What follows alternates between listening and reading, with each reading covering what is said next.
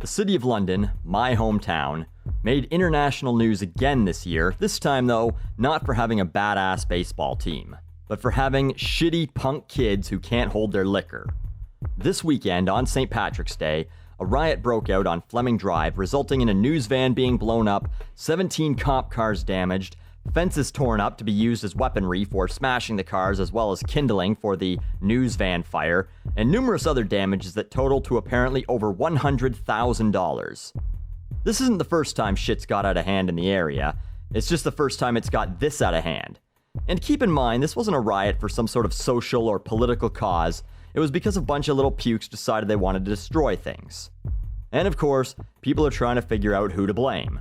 Is it the college's fault, since it's a block away and Fanshawe College students live there? Is it the police's fault for not doing something earlier? Is it their parents' fault for either not teaching them not to be little assholes in the first place or not drowning them in the bathtub when they were small? Who cares? A lot has already been written and spoken about that boring shit. It doesn't matter why it happened. It's time to figure out how to stop it when it happens again, because it will.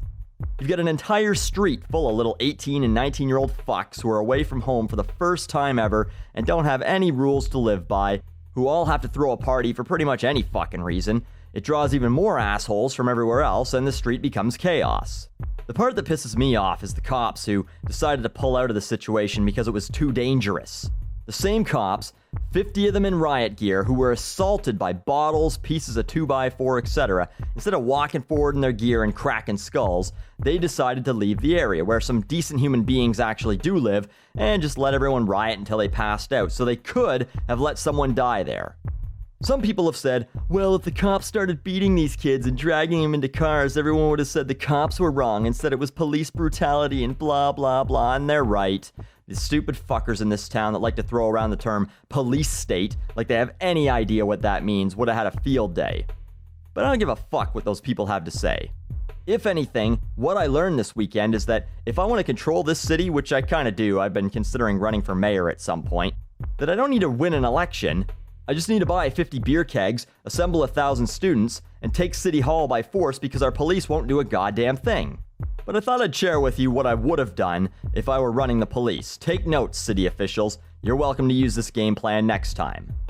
Keep in mind, this doesn't protect rioters. Fuck them. Once they started rioting, they've given up basic rights and freedoms in my opinion, and once you've assaulted a cop, you should be fair game for just the most severely brutal punishment ever seen outside of a Takashi Mike film. First thing you do, get 2 large snowplows with shatterproof glass. Push the crowd back to this point, right here. Don't worry, they'll move. Or they won't, who fucking cares? This encloses Fleming Drive as a circle. You then station those 17 cop cars with 2 cops in them each around the outer perimeter. Since this area is all just backyards and park area, you want to be able to catch runners.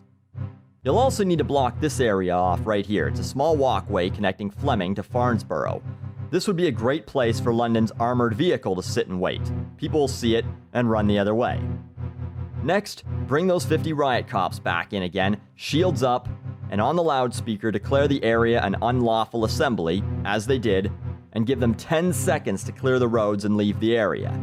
After 10, tear gas the shit out of it.